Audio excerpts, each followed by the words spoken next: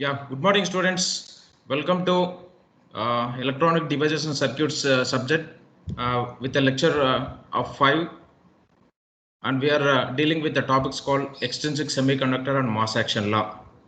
And this two topics comes under a topic called semiconductor physics.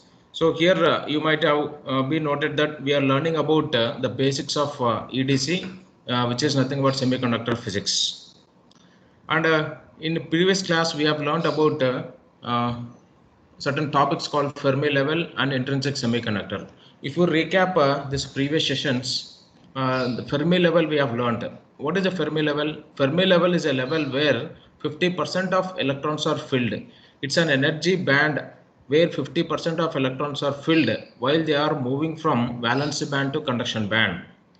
And we have learned for three cases, that is the Fermi-Dirac distribution function, which is called f of E, which relates energy with the probability of finding an electron in which place it is present, in which energy band it is present, which is nothing but f of E. So f of E represents probability of finding an electron where that electron is lying while it is moving from valence band to conduction band.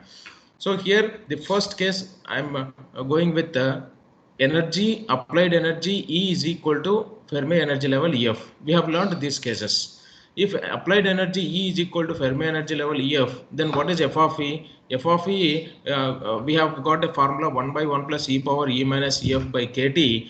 So where if you substitute E is equal to EF, there we have got a probability of density function f of E as 1 by 2, which is equal to 0.5, that is equal to 50%. That means that 50% of electrons are filled when applied energy E is equal to Fermi energy level EF. Similarly, we have got for E less than EF. If E is less than EF, then we have got a value of one value. It is equal to 1 by 1 plus e power minus of E minus EF. E minus EF means E is less than EF means Yeah. Yeah. What?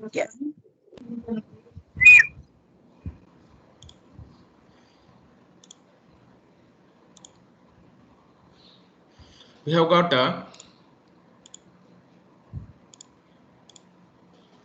E less than EF we have studied, and we have got a value of 1 over there. And also energy applied is greater than Fermi energy level, we have got a probability of finding an electron as 0. So likewise we have even drawn for 3 cases for energy bands with respect to probability distribution function. That is at 0 degree Kelvin we have drawn where the Fermi level is lying at the center of energy Fermi energy level, and at 300 degree Kelvin a slight change in the curve we have observed, and 2000 degree Kelvin a slight change in the curve we have observed. So for 3 cases we have observed regarding Fermi level. And we have learned about different types of semiconductors. They have been divided into 2 types of semiconductors as we have studied in last class. One is the intrinsic semiconductor, the other one is extrinsic semiconductor. In intrinsic semiconductor, we have learned about the structure where we have taken a germanium atom or silicon atom, then a bonding structure is observed for silicon or germanium atom, and there is no free electron present in intrinsic semiconductor. Suppose if any current wants to flow in intrinsic semiconductor, at most maximum external energy you need to apply. If you apply that external energy, what happens is, if you apply that external energy, what happens is one electron will come outside of that atomic structure, bonding structure, then that electron tends for a flow of electricity, which is nothing but a free electron over there.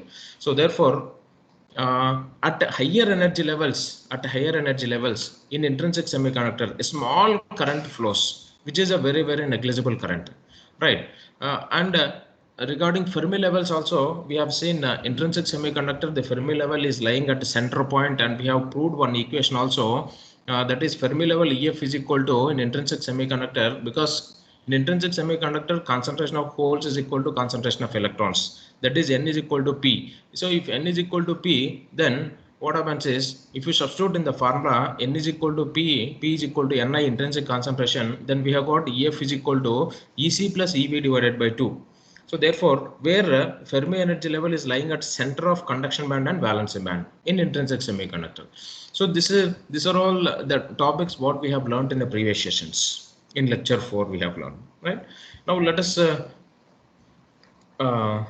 in this class in lecture 5, after learning all or after studying all this lecture 5 topics, then the student may be able to do these points. So that means the outcome of this lecture is like this. The student can list the doping concentrations of p-type and n-type semiconductors.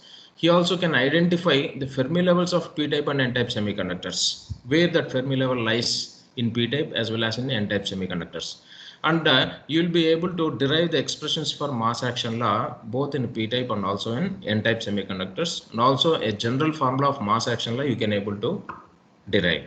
So these are all the session outcomes of for today, and let us go deep into the subject of this one for today's session, and let us study the extrinsic semiconductors and mass action law. So as I have been telling you that the extrinsic semiconductor, there are two types of extrinsic semiconductors. One is p-type semiconductor, other one is n-type semiconductor, right? So because you can able to see here, I can say that here, I can say that, or I can write here intrinsic semiconductor, intrinsic semiconductor plus doping concentration is equal to extrinsic semiconductor. Please note this point. Note this point. Intrinsic semiconductor plus doping concentration is equal to extrinsic semiconductor. Because why we are going for extrinsic semiconductor? Because in intrinsic semiconductor the current flow is very less. The current flow is very less. So that's what we are going for extrinsic semiconductor. So how to make sure that current has to be increased in a semiconductor means we need to dope with external quantities. We need to dope a semiconductor with external quantities. If you dope with external quantities, then the energy will be added to the semiconductor and current will be increased. So this is the process of what we are adding as doping. Doping means adding of extra impurities. Doping is nothing but adding of extra impurities externally. Adding of extra impurities. Adding of extra impurities is nothing but doping. And if you add this doping extra impurities to intrinsic semiconductor, that will form a extrinsic semiconductor. Again, this extrinsic semiconductor is at most useful for us in semiconductors because the maximum current will be flown in extrinsic semiconductors. So there are again extrinsic semiconductors are being divided into two types again. This extrinsic semiconductor, one is called p-type semiconductor, the other one is called n-type semiconductor. So here we have been divided into two types, p-type semiconductor and n-type semiconductor. So let us go and study what is p-type semiconductor here in deep. So p-type semiconductor, take first a germanium crystal or a silicon crystal.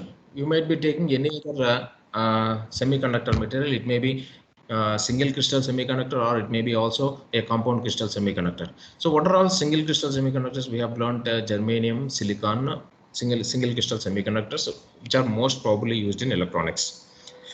And compound crystal semiconductors are gallium arsenide phosphide, gallium arsenide, gallium phosphide, gallium nitride. These are all compound crystal semiconductors. Because mixing of one or two semiconductors, it will become a compound crystal. Now here I am taking a single crystal semiconductor of germanium here. You can observe here germanium I am taking here. Single crystal semiconductor is germanium I am taking. So germanium, I am doping germanium with certain impurities. What type of impurities means I am taking here? P-type impurities I am taking. P-type impurities. P-type impurities are also called third group elements or third group elements. Third group elements, or they are also called trivalent impurities. Trivalent impurities. What are trivalent impurities?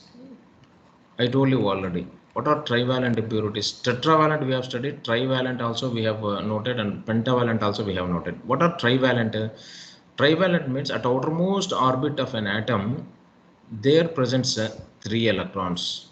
there presents only 3 electrons. Those are called trivalent impurities. Now I am adding this trivalent impurities. These are also called acceptor impurities. Acceptor impurities. So this can be called by different names: p-type impurities, third group elements, or trivalent impurities, or acceptor impurities. Now, what are trivalent impurities or acceptor impurities means? For example, boron, aluminium,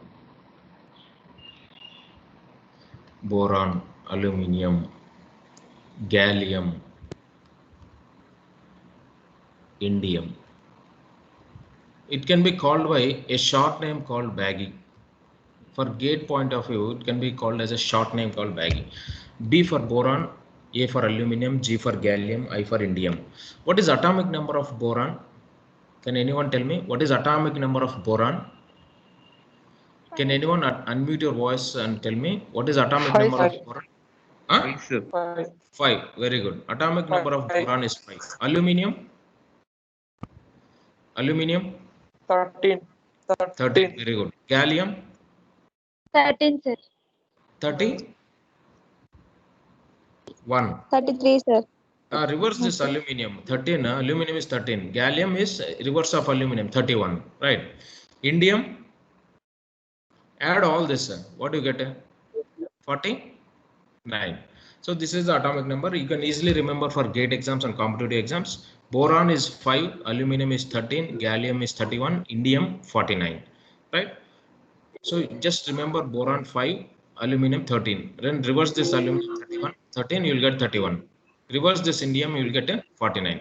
So it can be called by a short name called baggy, which is very important for competitive exams. Right. Now I am taking boron. I am taking boron.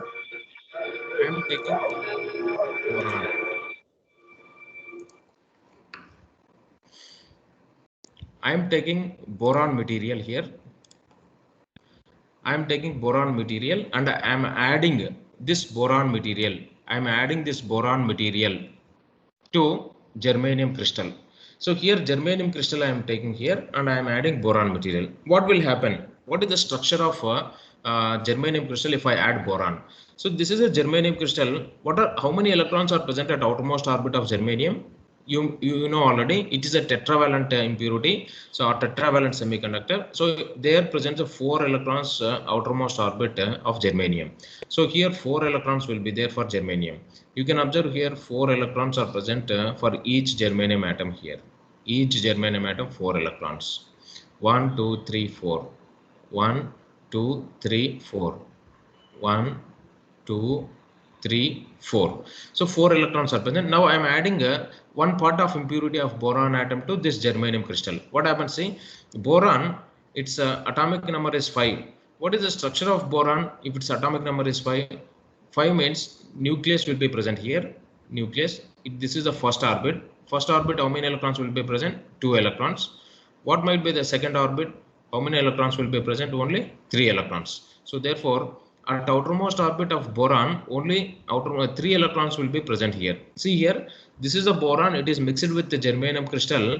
Here, this is 1 electron present over here. This is 1 electron and this 1 electron. All these electrons are forming a bond with the germanium, nearby germanium atom.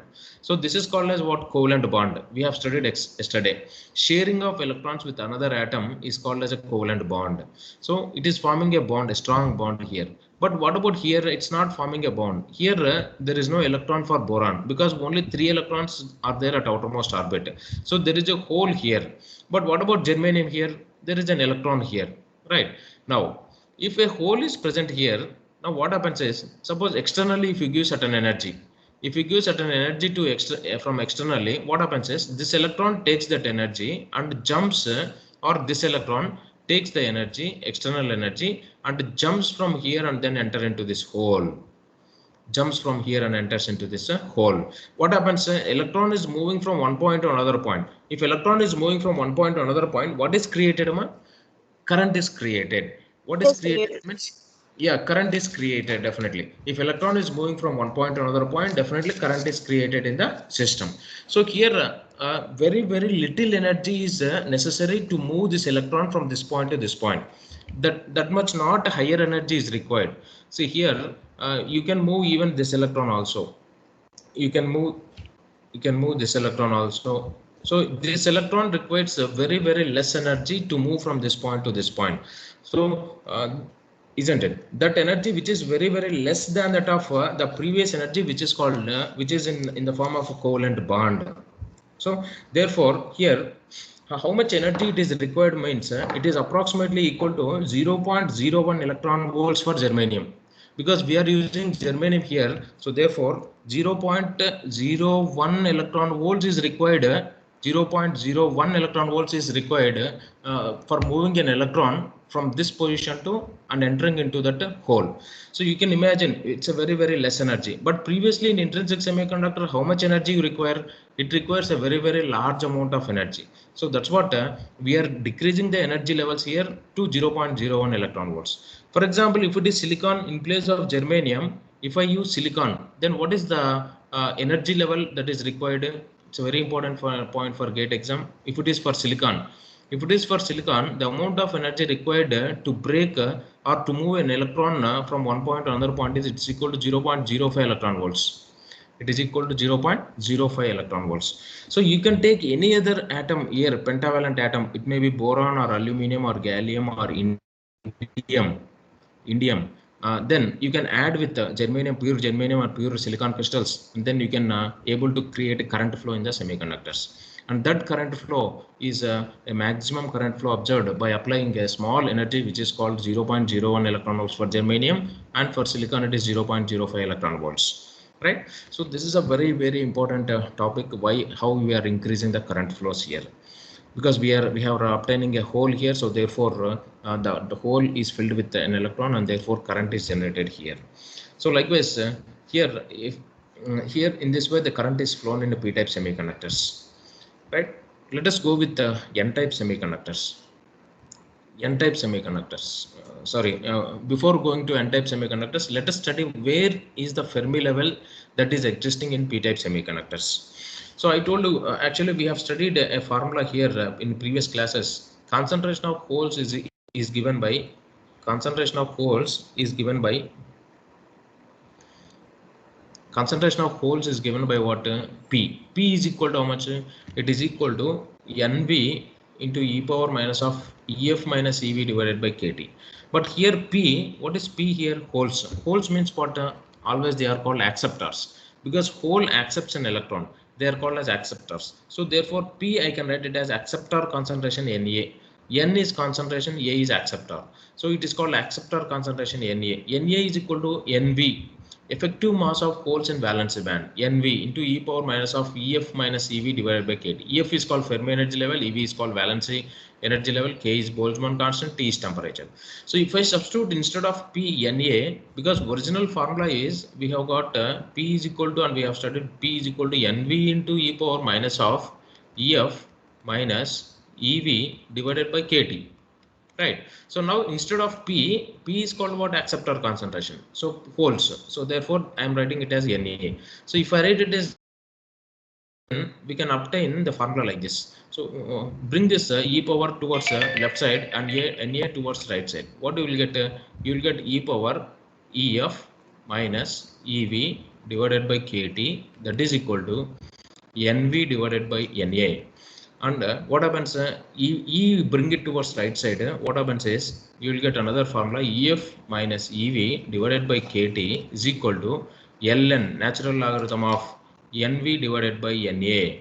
And what happens? EF minus EV, that is equal to KT Ln NV divided by Na. And what about EF is equal to? EF is equal to EV plus, bring this EV towards right side, you get EV plus KT Ln NV divided by Na. So this is the formula what we have obtained. Now from this formula, can we able to draw where is the Fermi energy level? Because EF is called Fermi energy level, EV is called valency band energy level. So where does EF is lying? EF is lying above EV or below EV? Definitely EF is equal to EV plus something. What is that something? KT Ln NV by Na. So therefore EF Fermi energy level is lying above valency band energy level. So that's what here you can see here. Fermi energy level EF here, it is lying above valence band energy level. This is valence band energy level EV. See the structure. This is valence band, this is conduction band. In between it is a forbidden energy gap. This gap is called forbidden energy gap, and center actually it has to lie Fermi level. But here is it lying at center point? Because no, it's not Fermi energy level. It is, see, it is moving towards valence band. See here EF, because EF is equal to EB plus KTLN NV by NA. So therefore EF is here and EV is here, whereas EC is here. Now Fermi energy level is somewhat nearer to valence band. In between Fermi energy level, see what happens, because we have doped this one, we have doped this semiconductor with p-type impurities. So what will be increased? Holes are increased. Doping with the p-type impurities means holes will increase. Holes will increase means what happens? There is a possibility that all holes will be lying here. These are all holes in which are present in valence band. These are all holes. So all these holes will take light energy. How much energy? I told you already, 0.01 electron volts. This holes takes 0.01 electron volts, and then they will travel into acceptor energy level. So this is acceptor energy level, which is very nearer to this valence band. So by applying this light energy 0.01 electron volts, so electron will jump from this point to hole and therefore creates a current flow. And this level is called acceptor energy level, EA. EA is called acceptor energy level, which is present in between Fermi energy level and valence band energy level. It is called acceptor energy level. Acceptor energy level. So therefore this acceptor energy level now is filled with the electrons, and therefore electrons jumps into valence band into where holes are present. So therefore they require light energy, which is called 0.01 electron volts, right? So therefore there might be a question in the competitive exams like this: where does Fermi energy level lies in p-type semiconductors? Option A, it is nearer to conduction band. Option B, it is nearer to valence band. So what is the answer?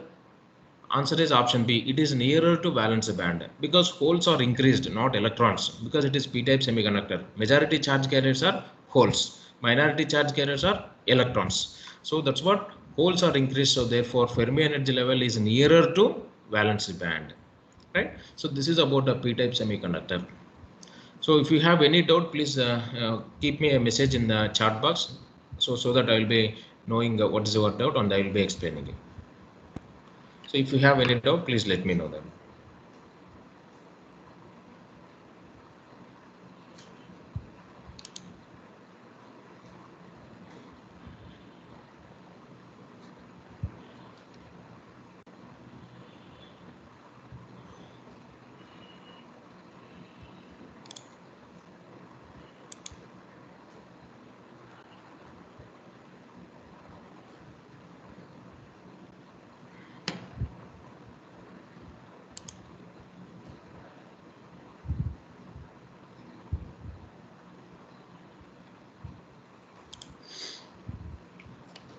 Right, dear students, if you have no doubts, then we'll go for n-type semiconductor.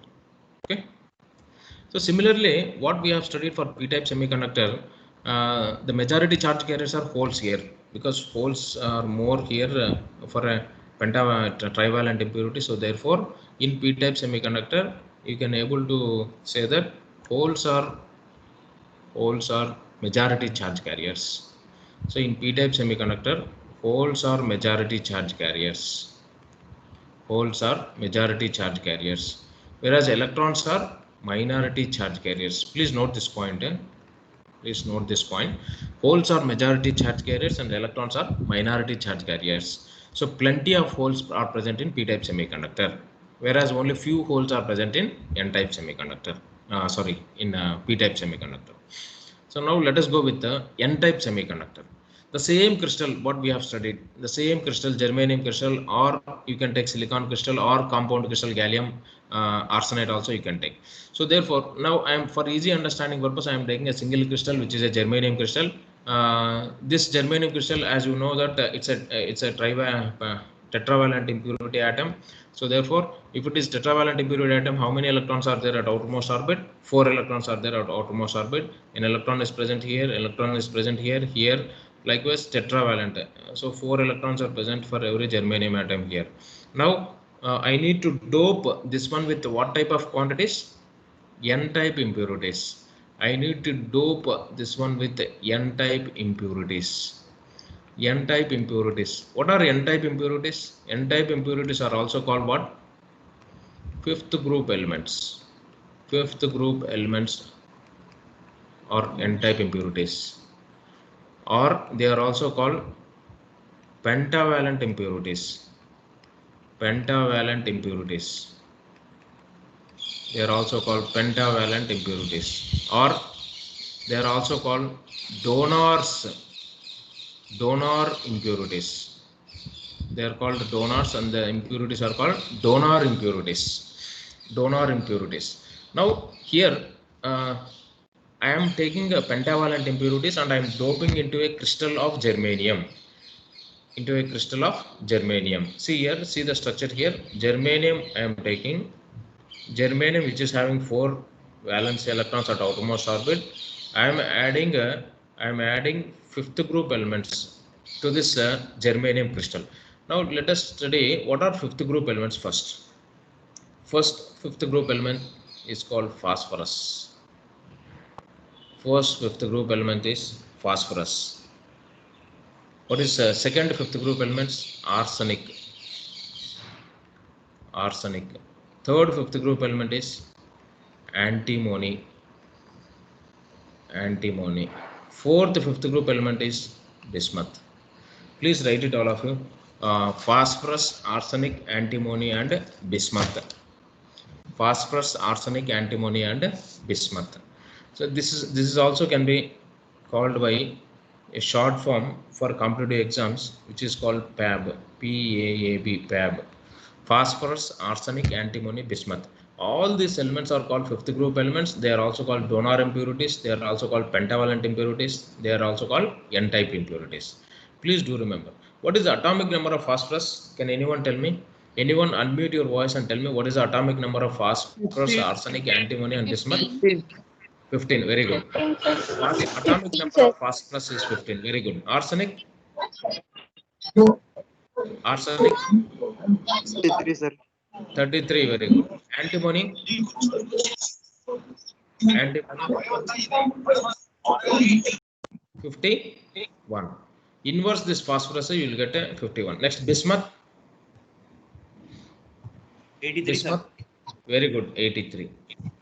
Right. So these are atomic numbers. These are also very important for competitive exams. You might be getting some questions in Bharat Electronics Limited or ISRO. Likewise, they will be asking even atomic numbers also and the donor concentrations. So these are donor impurities: phosphorus, arsenic, antimony, and bismuth. Now let us here we have taken arsenic here. We have taken arsenic and we are adding some arsenic quantity, a few quantity to this germanium crystal, so that we are doping arsenic quantity into a intrinsic semiconductor which is called germanium. Now what will happen? Definitely if I add arsenic quantity, then it will be converted into N-type semiconductor. It will be converted into an N-type semiconductor. What is N-type? N-type means majority charge carriers are electrons, minority charge carriers are holes. Let us say how does it becomes majority charge carriers as electrons. Now I am taking a arsenic atom, 33. Atomic number is 33. If you draw atomic structure for 33, how many elements are there in first orbit? 2 electrons. 2 electrons. How many electrons are present in second orbit? 8 electrons. How many electrons are present in third orbit? 18 electrons. Very good. 18 electrons. How many will be in fourth orbit? How many will be in fourth orbit? Anyone? 5, sir. Sorry? 32. 32. 32, sir. 32, sir. Which one? Arsenic is 33, no? Arsenic is 33, but how many electrons will be present in outermost orbit? 5. Yes, very good. 5. because you can add all this 8 plus 2, first orbit is 2, second orbit is 8, third orbit is 18, 8 plus 2 10, 10 plus 18 28, 28 plus 5 how much 33. So how many electrons are present in outermost orbit? Only 5 electrons are present in outermost orbit. So that's what it is called as what pentavalent impurity. It is called pentavalent impurity because outermost orbit electrons are 5. Now come to this structure. Outermost orbit electrons are 5. See here, arsenic, this is the structure of arsenic with the germanium crystal. I am doping arsenic into germanium crystal. So arsenic 1, 2, 3 and 4. 1, 2, 3 and 4. 4 electrons. Where is the fifth electron? This is called fifth electron. And this is called fifth electron. And you can see here, all these 4 electrons of arsenic are forming a bond with the germanium crystal here, which is called as what? Covalent bond. So this is forming a bond with the germanium. This is also forming a bond with germanium. This electron is also forming a bond with the germanium.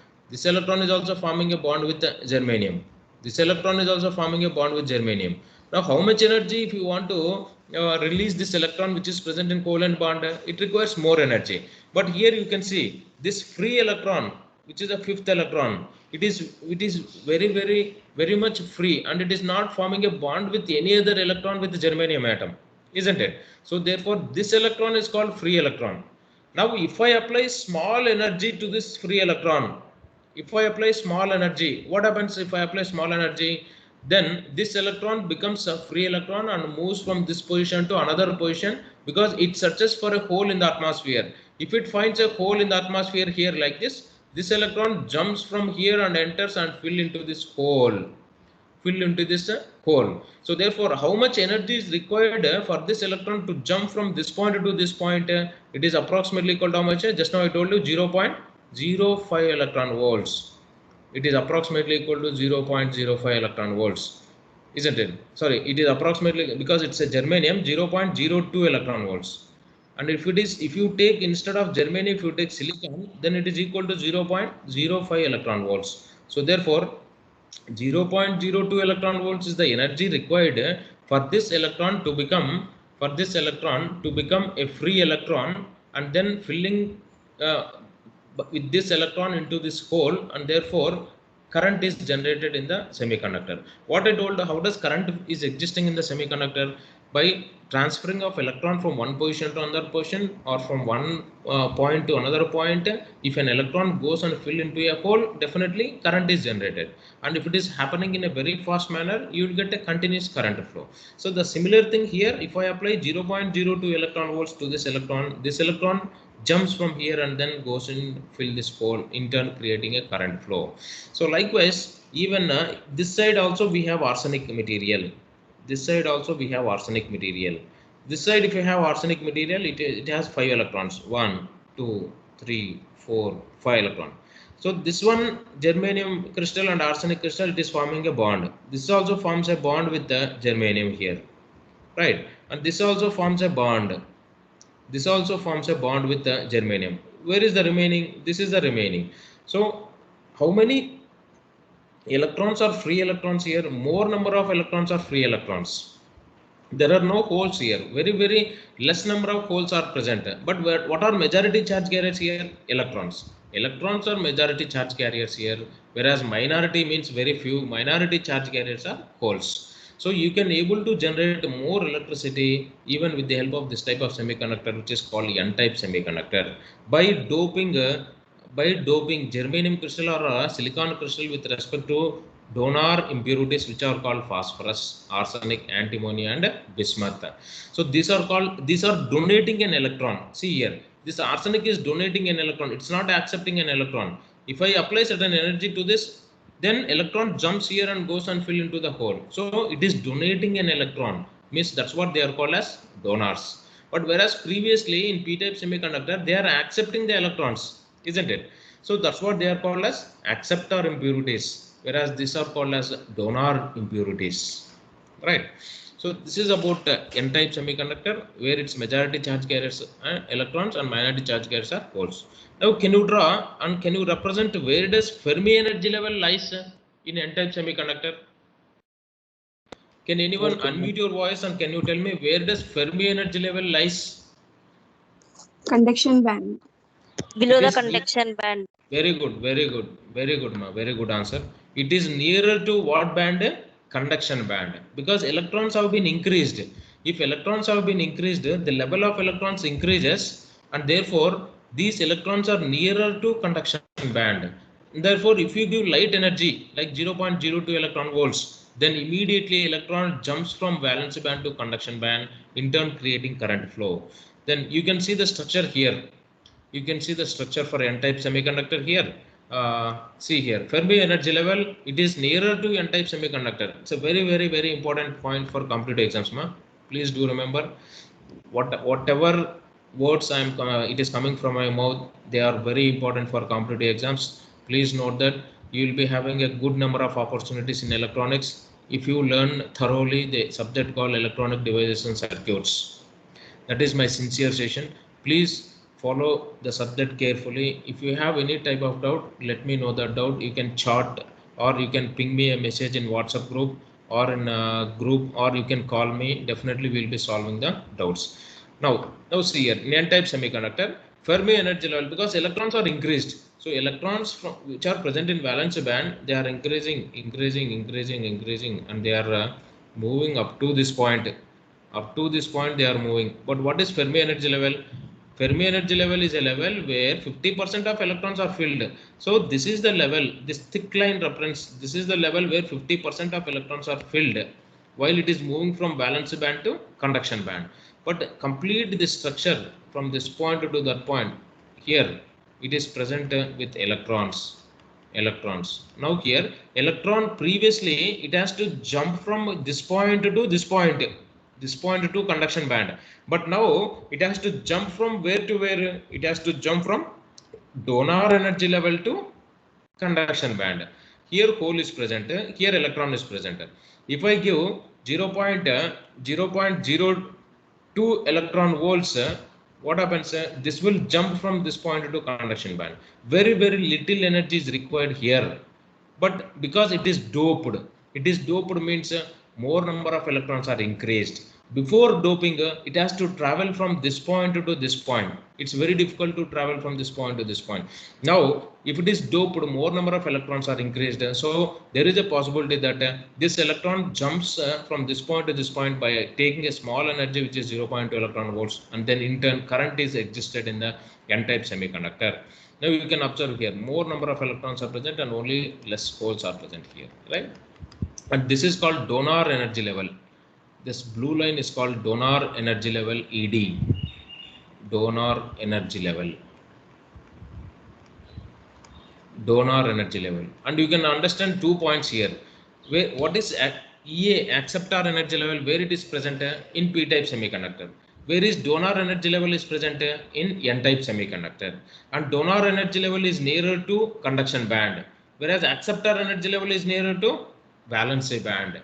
And Fermi level is nearer to conduction band in n-type semiconductor. Fermi level is nearer to valence band in p-type semiconductor. Even though it is nearer to valence band and conduction band, but it satisfies its definition, which is called 50% of electrons are filled. Fermi energy level is the energy level where 50% of electrons are filled while they are moving from valence band to conduction band. Both in terms of n-type semiconductor as well as p-type semiconductor, Fermi energy level tells you that 50% of electrons are filled. Right? This is the structure and this is the current flow flowing from a valence band to conduction band. Now, if you see the equation here, as we have already mentioned, n is equal to where n represents concentration of electrons. N represents concentration of electrons. N is equal to Nc. Nc means effective mass of electrons in conduction band. Nc into e power minus of Ec minus Ef divided by Kt. This is the equation we have learned. N is equal to Nc into e power minus of Ec minus Ef divided by Kt. Now, what is N here? Concentration of electrons. What are concentration of electrons? I told you this is the n-type semiconductor. So I can write this N as N suffix N because it is n-type semiconductor.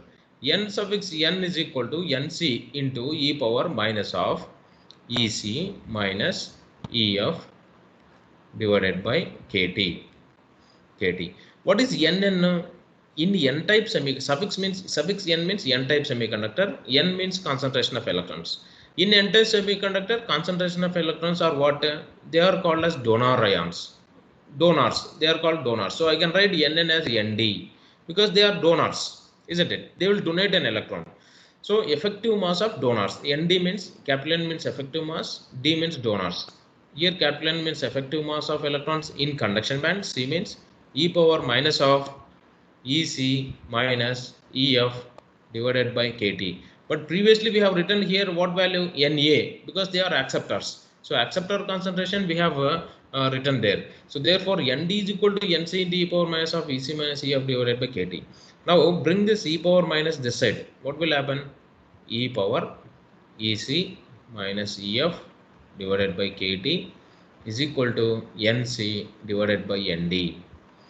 Therefore, bring this E towards right side. What you get? EC minus EF divided by KT is equal to Ln NC divided by ND. NC divided by ND. Now, what happens again? EC minus EF. Cross multiply it. Cross multiply it. You have KT Ln NC divided by ND. And what about EC? EF is equal to now? EF is equal to EC. Bring EF towards right side and KT Ln towards left side. What happens? EF is equal to, because I want EF is equal to EC minus KT Ln NC divided by ND. So this is the equation what I got. EF is equal to EC minus KT Ln NC by ND. Now, can you tell me, dear students, where does Fermi energy level lies? Mathematically, we have proved. Where does it lies? It is lying above conduction band energy level or below conduction band energy level? Below conduction. Below. How do you say it is below conduction band energy level? EC minus KT. Yes, it is EC minus. So EC minus means EC is greater, but EF is lesser, because here you are subtracting. With this quantity. So therefore, EF is equal to EC minus KT Ln NC by ND, and EF is lying below EC. That's what you can observe in the structure. EF is lying below EC. This is EC, whereas EF is this one. So we have proved that mathematically that Fermi energy level in n-type semiconductor is lying below conduction band energy level. And we have already proved in p-type semiconductor that Fermi energy level is lying above valence band energy level, because EF is equal to EV plus KT Ln NV divided by NA we have got there. And this is the equation we have got there here. So please write all these points, dear students. They are very, very important for us. Please write it.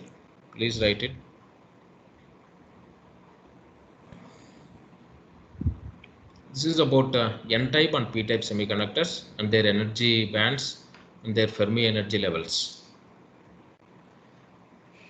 If you have any type of doubt, you can unmute your voice and you can ask me.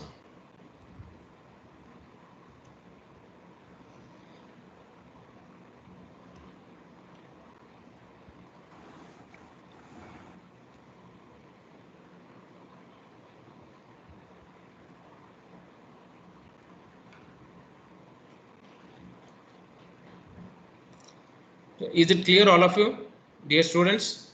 Is it clear for you? Is there any doubt? Sir, explain diagram once again, sir. This one, n-type semiconductor diagram. Yes, sir. In this PPT only, no? This one, Yes, energy sir. band structure, or what? The previous one. This one only, no? This one only, sir. Yes, this one only. Right. Mathematically, actually, according to mathematical conditions, what we have proved, EF is equal to EC minus KT Ln NC by ND we have got. Kada. So therefore, because here this is an n-type semiconductor, we are increasing what carriers? Is it electrons or holes? Electrons are increased. Where does actually electrons are present? In valence band. So therefore, in valence band, electrons are present here plenty. But here we are doping germanium crystal with n-type impurity. So therefore, electrons are increased here. So therefore, electrons are increased. It is increased up to a level called donor energy level, because we have doped this one with n-type impurities kada. So more number of electrons are present at outermost orbit kada. So therefore it has been all electrons from valence band, it has been increased up to ED, donor energy level. Now electrons are present at donor energy level. Why electrons are present at donor energy level?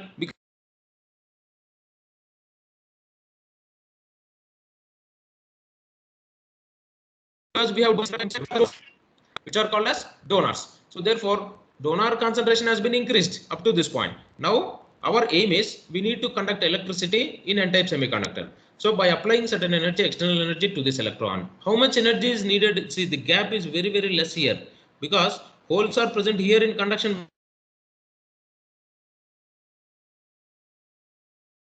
band.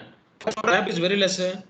An electron, how much energy it will take? It takes 0.02 electron volts energy and then jumps from this point to this point, fill into this hole. So therefore a very small energy is required, which is nothing but 0.02 electron volts, which is nothing but 0.02 electron volts. If it is for silicon, how much energy? 0.05 electron volts is required in order to jump this electron from this point to this point.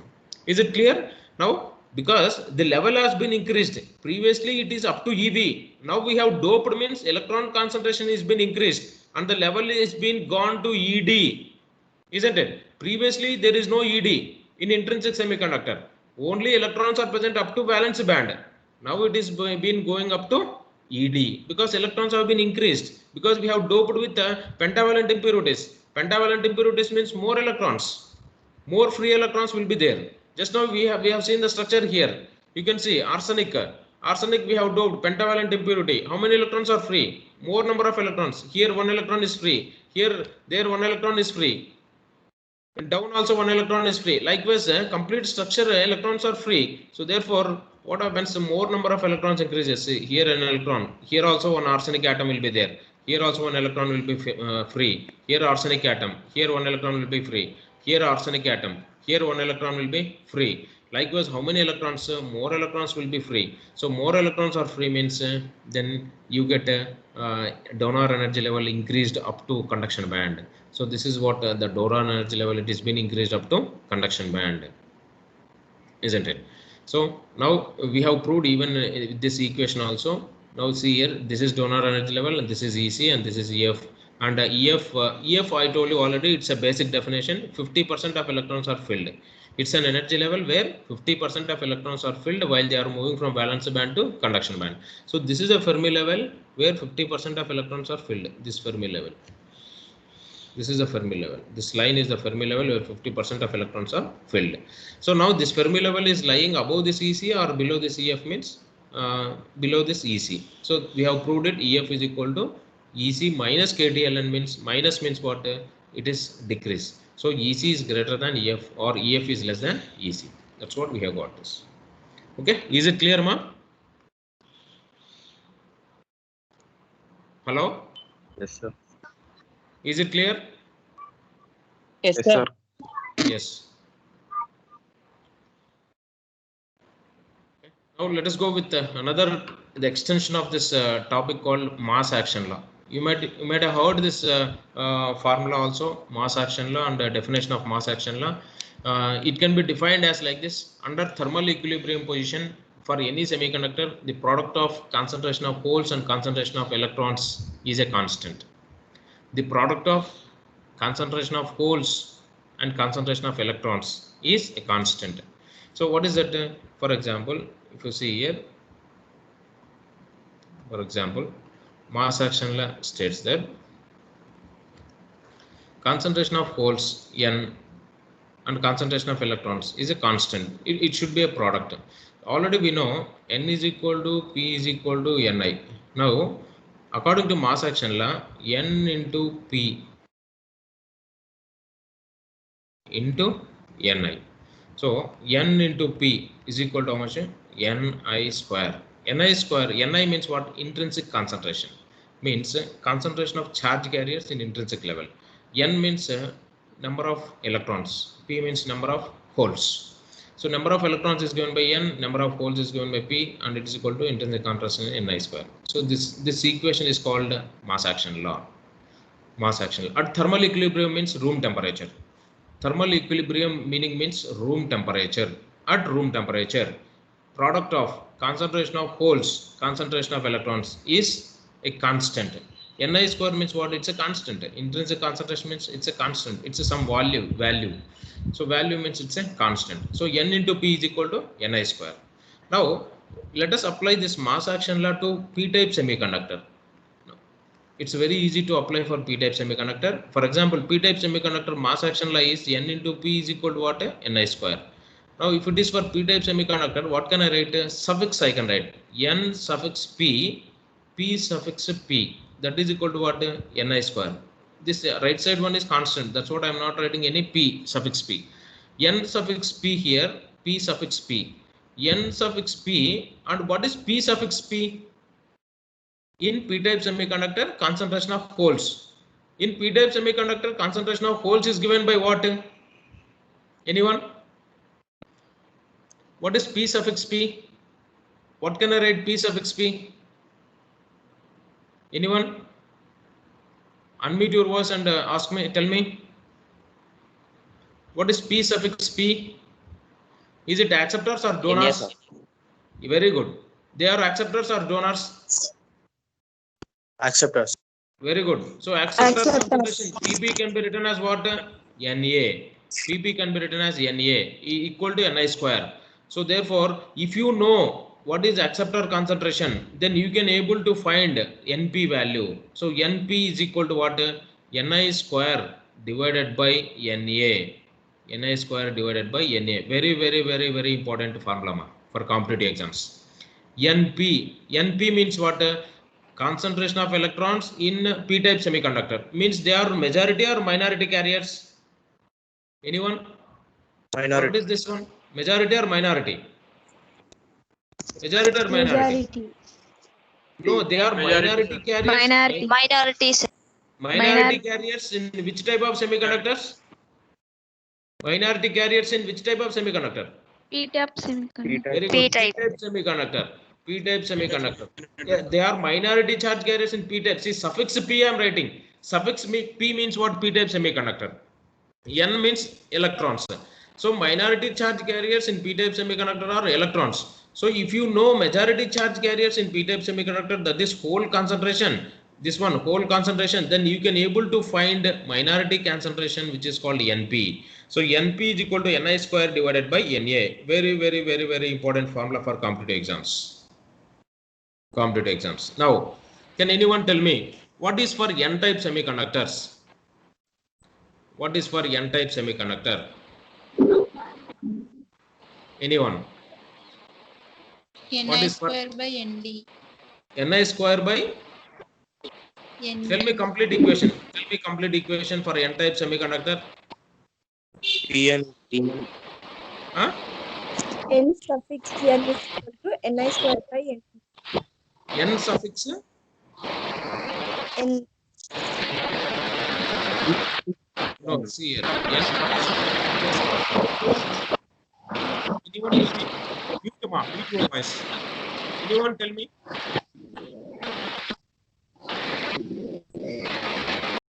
Mute your voice. N into P is equal to Ni square. If it is N-type semiconductor, what can I write here? N suffix N, P suffix N is equal to how much? Ni square. So what is N suffix N? N suffix N means what? N means electrons. Suffix N means N-type semiconductor. In N-type semiconductor, concentration of electrons, they are majority or minority? Majority. Majority means they are donors or acceptors? Donors. So I can write N donors. So I can write it as Nd. So N suffix N can be written as Nd.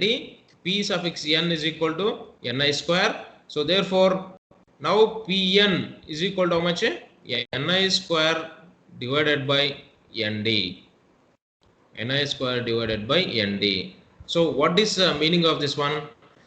What is the meaning of this one? P means holes, so suffix N means N-type semiconductor. In the N-type semiconductor, what is P represents? Is it majority or minority? Is it majority or minority? Majority. Huh? Majority. Majority, how do it becomes majority? P means holes kada. P means holes. Suffix N means Minority. what? Suffix N means what? N-type semiconductor. Isn't it? So therefore, what is the meaning of this one? P suffix N means minority carriers. Minority carriers in what type of semiconductor? N-type semiconductor. In N-type. N-type. Semiconductor. N-type semiconductor. Minority N-type carriers in semiconductor. N-type semiconductor, P suffix N is equal to, you can find it by using this formula, Ni square divided by Nd. Ni square divided by Nd. Okay, so these are very, very important formulas. If you know donor concentration, then you can able to find minority carriers in N-type. If you know acceptor concentration, you can able to find minority carriers in P-type. Using this both the formulas, Np is equal to Ni square by Na, Pn is equal to Ni square by Nd. Please write it, all of you. Please write it, and if you have any doubts, please let me know.